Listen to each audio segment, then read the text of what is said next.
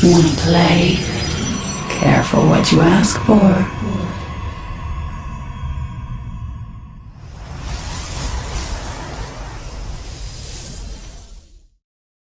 Hello and welcome back to another Starcraft 2 replay. This is from the Bronze Bash ValCast Tournament, and this is the last game of Round 1. I will not be casting the semifinals. At the end of this game, I'll tell you what happened in the semifinals, so that you know what went on there. But this game is between rasdude and aehu. aehu at the point of this, I believe, was silver during this game, but is now actually a gold player. When he signed up for the tournament just a month ago, he was bronze, and since then he is up to gold. He's improved so much, and he is definitely the person to beat in this tournament. From this point on, he's the highest ranked player, and already you see he takes a nice supply.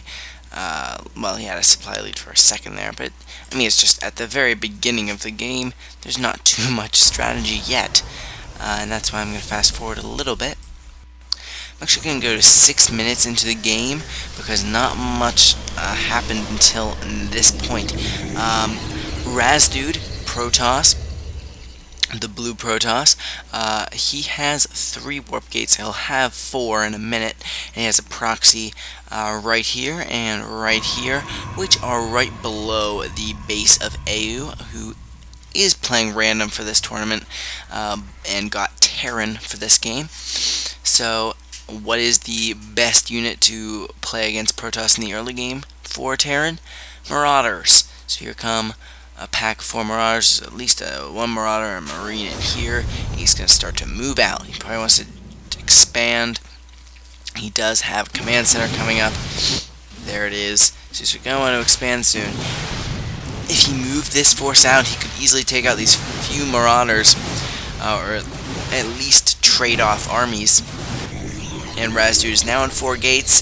He has plenty of minerals. He has his proxy. He should be able to warp in plenty of units and take out these Marauders, and that would definitely do a bunch of damage. But he doesn't know they're there because of aehu just looking around. He sees nothing. But rasdude does not even know that the rocks, and now he sees the rocks were taken out.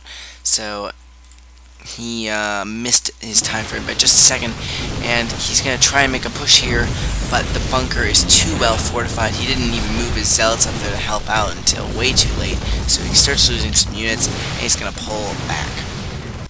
Now, 12 minutes into the game, rasdude has quite a few proxies here, a formidable army, but definitely not even close to the supply of aehu.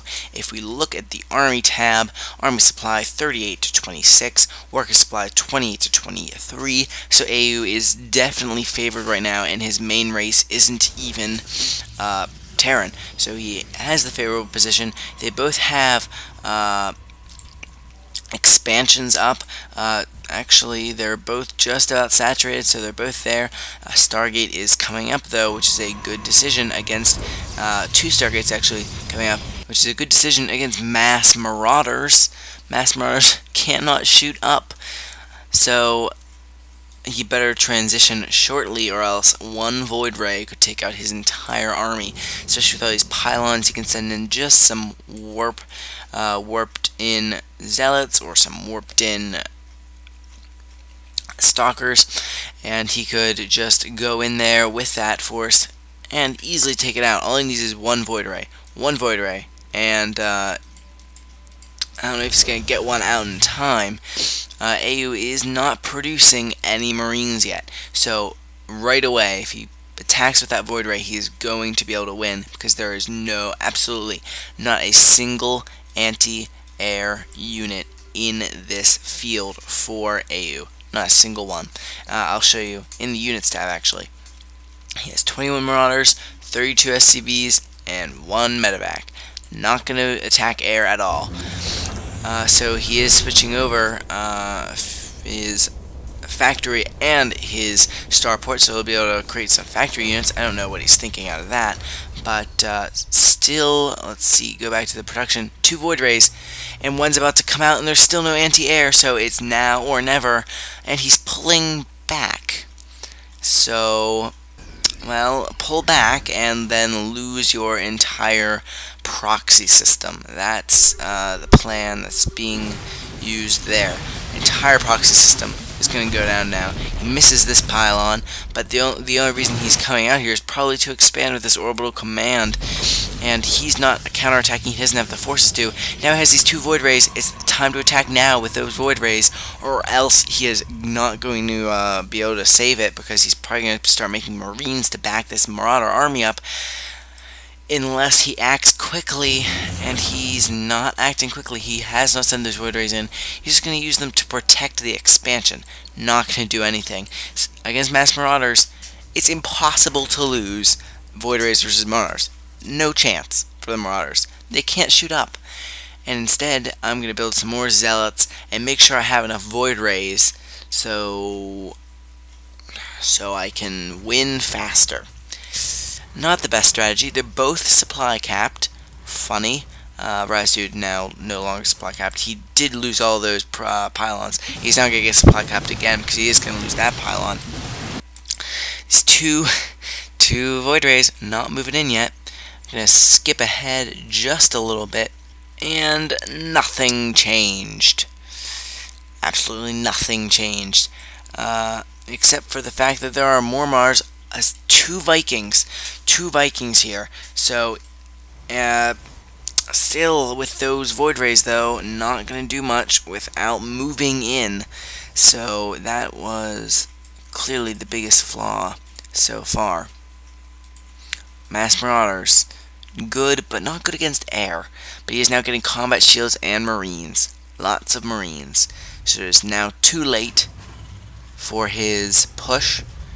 He has no chance of those Void Rays ending the game flat out, just because of the lack of any AA. He has no turrets up.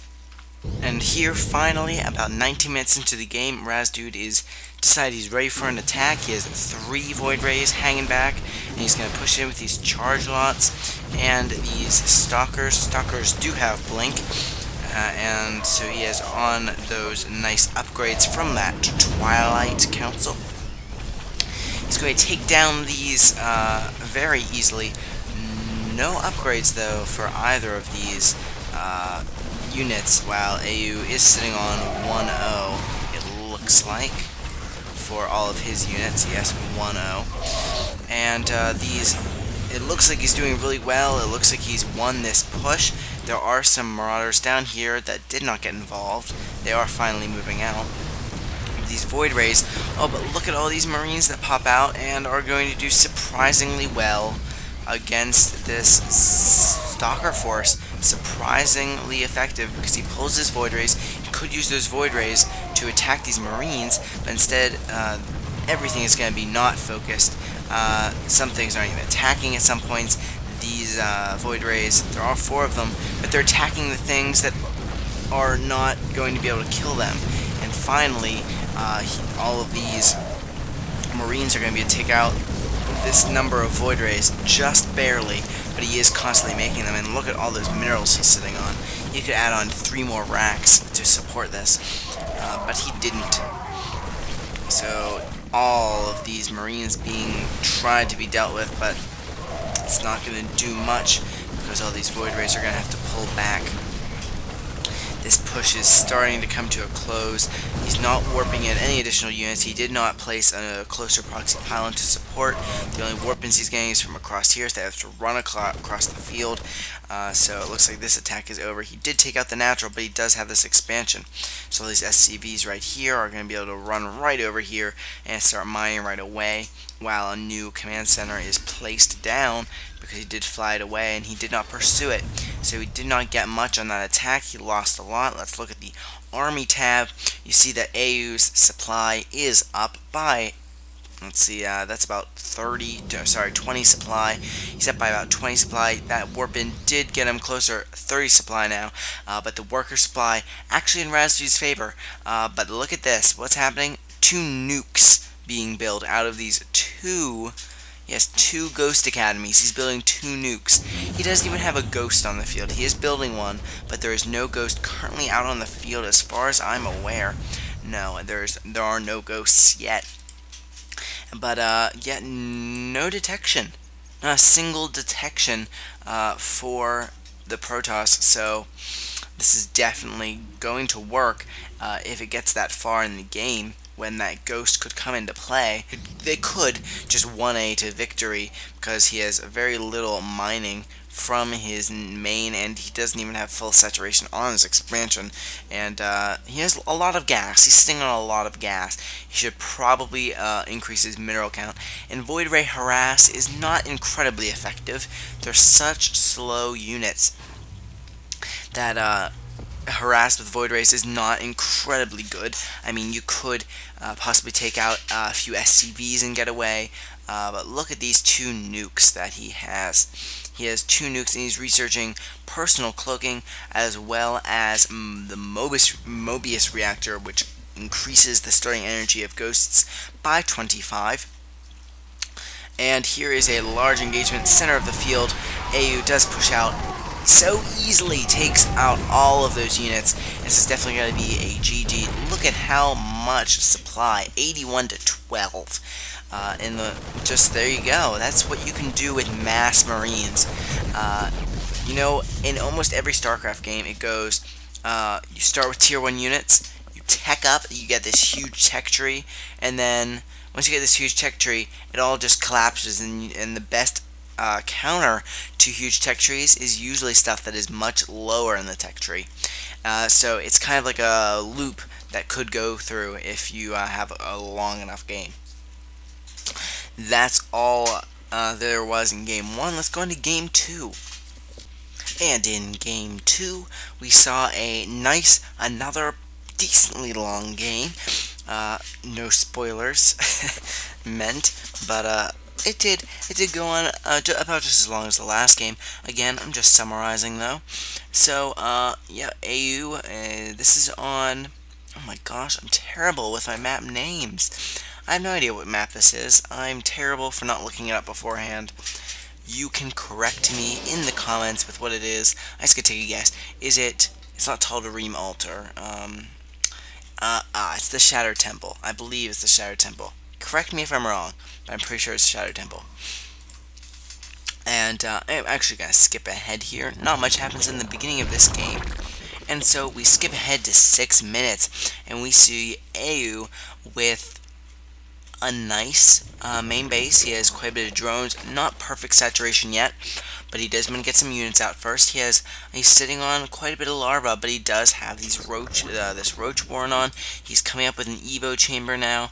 He is expanding. This is all well and good. Great Zerg, steady Zerg play. And on this corner, we have rasdude. He has a forge now coming up.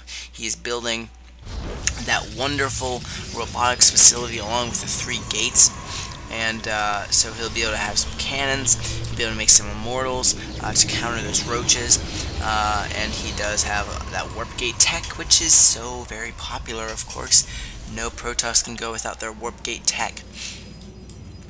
So yes, we have all these units warping in on this other side of this wall off, and let's see what continues to be made. Just some more roaches and just some minor defensive structures. This Spore Crawler could definitely help out with any DTs that aehu could come out with, or any kind of flying units that you could come out with. There's definitely a bunch of different things that this could protect against, but there's only one of them. But he has not scouted or seen any problems. So let's move on.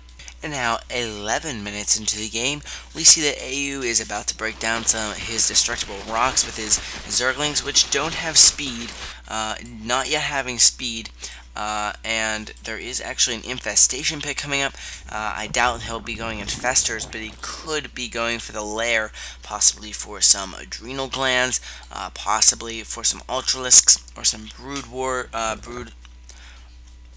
I can't say it right now. Possibly for some advanced air. That's all I'll say. But now rasdude is moving in with this formidable force, but it's not going to be great against this number of spine crawlers plus these lings. But the lings don't have speed. A not so effective force field goes down. He at least would have wanted to put it here to block off that little exit there in between his two spine crawlers. Actually, a transfusion goes down trying to save that one spore crawler. And this force stays alive, but so is aehu's, and he's constantly reinforcing it. And those speedlings are now actually speedlings, and he is checking up to the hive. Also getting some missile attacks for those roaches, building 7 drones, building a spire. A lot of tech now coming down. Let's see how he's doing on supply. He has 79 supply against rasdude's 55, and that is going to be definitely an advantage. He's spending all of his minerals. He could definitely afford a lot more gas expenditure, but maybe he's saving that for some mutas, especially because you get a spire up and you build 9 mutas out of nowhere. That can definitely help. That could win you the game, especially if he has no AA. And guess who has no AA? rasdude. He has 0. Well, he does have a photon cannon. A singular photon cannon. And that's not going to do much. But this hive is going to provide many tech trees. He is going to be able to build any tech he wants now. rasdude, on the other hand, is sticking with 1 armor. 1 armor units. That's all he has upgrade-wise. While these lings have no upgrades, but the roaches do have the missile upgrades, so it's pretty even on the upgrade front. But now look at all these things in production for aehu. He has a spire, he has a Nidus network, baneling nest, another hatchery. He is expanding up in that top expansion in the Lost Temple. This was an island expansion, but now it's the Shattered Temple, and it is no longer an island. There's just destructible rocks. All these mutas coming out, only 5. He must have been spending that gas on something else, such as this adrenal glands upgrade. What a nice upgrade that is. It increases the attack speed of Zerglings by 20. It makes Zerglings such a good late game unit, especially against things like Thors, against things like Colossi. If you get a good surround, Colossi just tear through lings normally. If you can get a good surround, especially with some air units, and actually we may see air units coming into play with this Colossus, because this force is pretty even. Let's bring up the army tab. Army supply 50 to 50 right here. Let's just see how it changes throughout this battle. It's pretty even. It's pushing towards aehu's way, though. It's still pretty close, though. Those force fields are going to keep those roaches there, but I don't know if he has the advantage. Those zealots are not doing much. These mutas coming in now are going to ruin the day of that Colossus. That's going to fall very quickly. Why did he move in? Move in with that Colossus? That was a terrible idea. He got nothing out of it. This Immortal, let's see how many kills that wonderful Immortal. 11 kills on that Immortal. And several kills on all of these stalkers. And the army supply comes out relatively even at the end of that. Worker supply, definitely in aehu's favor, but oh wow, he hasn't even saturated his expansion, while aehu has an expansion and is starting to work on his 3rd base, so he needs to win now or really get up some macro. He can definitely take this one out. Yes, he gets it. But all these cracklings, they're called, with the adrenal glands upgrade, are going to tear through this army. Just a group of, how many is there? That's only like 15, 20 Zerglings there, and they're going to be able to take out that entire army. Cracklings are so good, and centrifugal hooks, that's the speed movement for banelings, is coming out now, and this Nidus network, still not being used yet, but it might be used soon. His baneling nest is up, so he could have quite a few banelings if he just makes enough lings to morph them. What's happening for rasdude? I've had my camera on aehu for quite a while. Raz has 3, he's warping in a few more. He has a few stalkers, a few zealots, not too much compared to this nice adrenal gland army of zerglings, of cracklings, and he's just starting to saturate his 2nd, so it's definitely in the favor of aehu. I don't know if I know the hotkey for that. I don't. It's Control I. Thank you for telling me that. via YouTube, even though you're watching this after I've recorded it. Minerals, definitely really good for aehu, definitely good for AoV and gas. It's just because he has so many, and actually a small encounter coming up here in the middle. I didn't bring up the names tab at any point to show you that supply, 99 to 47. And these cracklings are going to easily tear through all of these zerglings. They want to take out that army, then they can focus down that Colossus, but the Colossus can come up onto this high ground, but he's really cornered right now. Can he get up there in time before he dies? Yes, and those Zerglings are not going to be able to do anything about it. But all he has to do is send in these 3 mutas, and that Colossus is down. This pylon's going to get taken out, and those all get cancelled because that pylon is destroyed. Those cannot continue warping in. This Colossus is regenerating its shields. Not going to do much from that high ground. He does kill a few lings, but not many. He's going to back down and probably move out. He should have sent in those Mutalisks a little bit earlier. Not much happening on this side.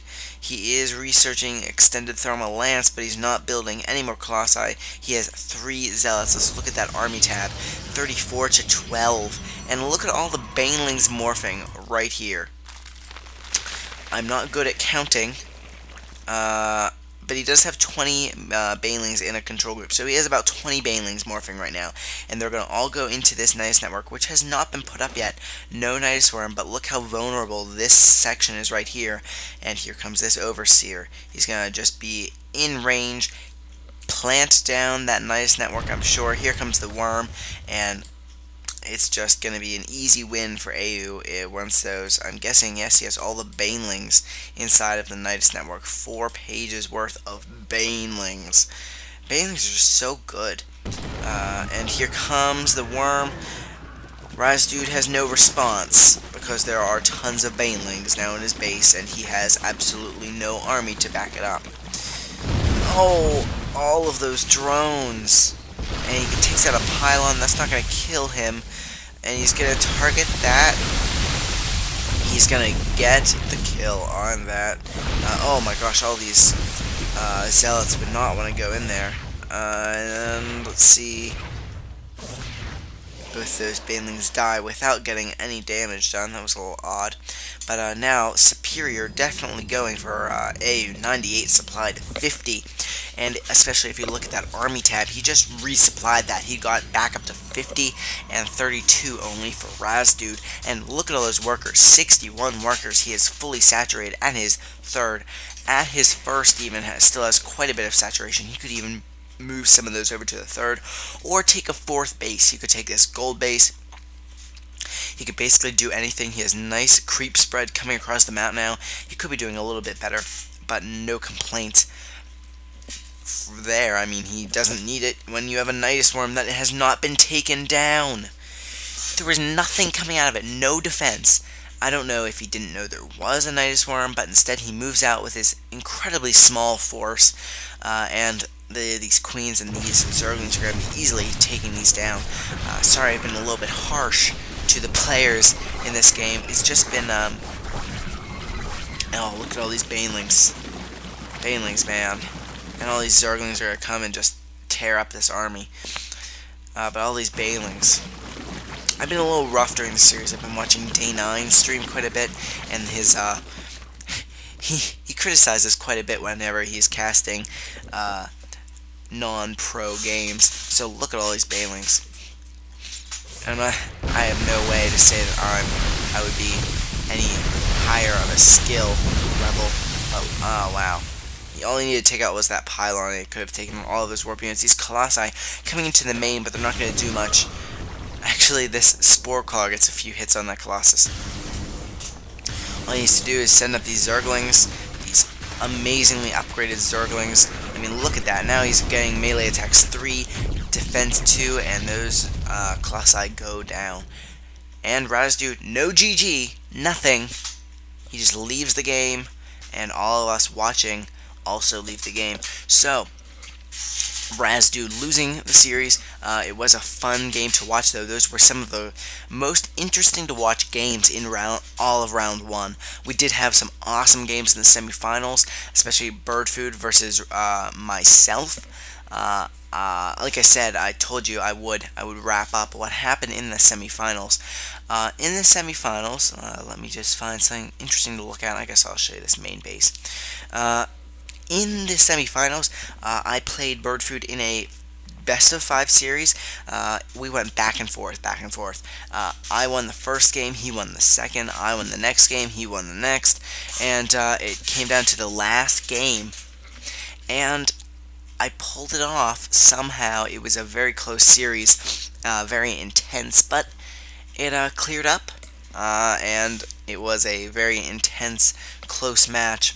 Actually, the last game I won with a 6 pool, because I knew I couldn't beat his strategy, so it was so close. I had to revert to cheesing to get that win, so probably not the best, the most legitimate of strategies, but it got me the win, and as some people say, as long as you get a win, that's good in Starcraft 2. It's a game of war. Take your wins however you can get them. Normally I don't cheese, though. I'm not someone who would do that.